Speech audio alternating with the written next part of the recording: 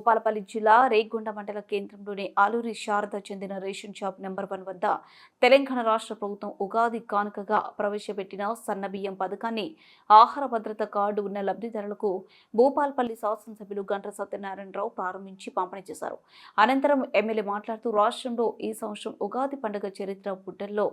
లిఖించదగ్గ రోజుగా నిలవనున్నదని, దేశంలోని తొలిసారిగా పేద ప్రజల ఆహార భద్రతకు మన ముఖ్యమంత్రి యనమల రేవంత్ రెడ్డి సారథ్యంలో చారిత్రాత్మక ఘట్టానికి శ్రీకారం చుట్టిందని, దారిద్ర్య రేఖకు దిగువ ఉన్న పేదలతో పాటు మధ్యతరగతి ప్రజలకు ఆహార భద్రత కల్పించాలన్న కాంగ్రెస్ పార్టీ అధినేత్రి సోనియా గాంధీ కలను రాష్ట్ర ప్రభుత్వం అమలులోకి తెచ్చిందన్నారు. ఈ పథకం కింద రాష్ట్ర జనాభాలో సుమారు 80% ప్రజలకు ఉచితంగా సన్నబియ్యం లబ్ధి చేకూరుతుందని, రాష్ట్రంలోని పేద ప్రజల ఆహార భద్రతలకు తమ ప్రభుత్వం పెద్దపీట వేస్తుందని ఎమ్మెల్యే తెలిపారు. పేద ప్రజలకు సన్నబియ్యం పథకాన్ని ప్రవేశపెట్టినందుకు ముఖ్యమంత్రి రేవంత్ రెడ్డికి మరియు పౌర సరఫరాల శాఖ మంత్రి ఉత్తమ్ కుమార్ రెడ్డికి కృతజ్ఞతలు చెప్పారు. రాష్ట్ర ప్రభుత్వం గౌరవనీయులు ముఖ్యమంత్రి రేవంత్ రెడ్డి గారి నాయకత్వంలో ఎన్నికల ముందు మేము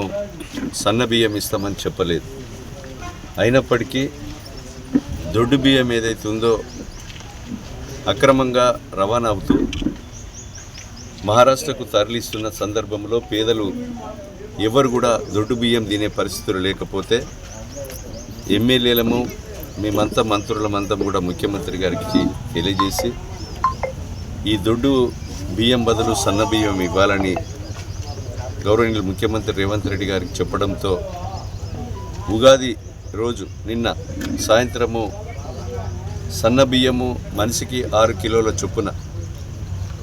సన్న బియ్యం ఇస్తూ అంటే వేల కోట్ల రూపాయలు ఈ ప్రభుత్వం మీద భారం పడ్డా ఎన్ని వేల కోట్లైనా సరే ఇద్దామని ముఖ్యమంత్రి నిర్ణయించుకోవడం, నిన్న ప్రారంభించి ఈరోజు రేగొండలో ఈ సన్నబియ్యాన్ని మనం ప్రారంభిస్తున్నాం. సన్నబియ్యం అందించినందుకు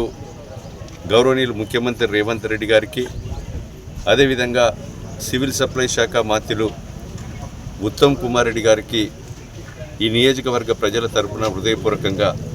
కృతజ్ఞతలు, ధన్యవాదాలు.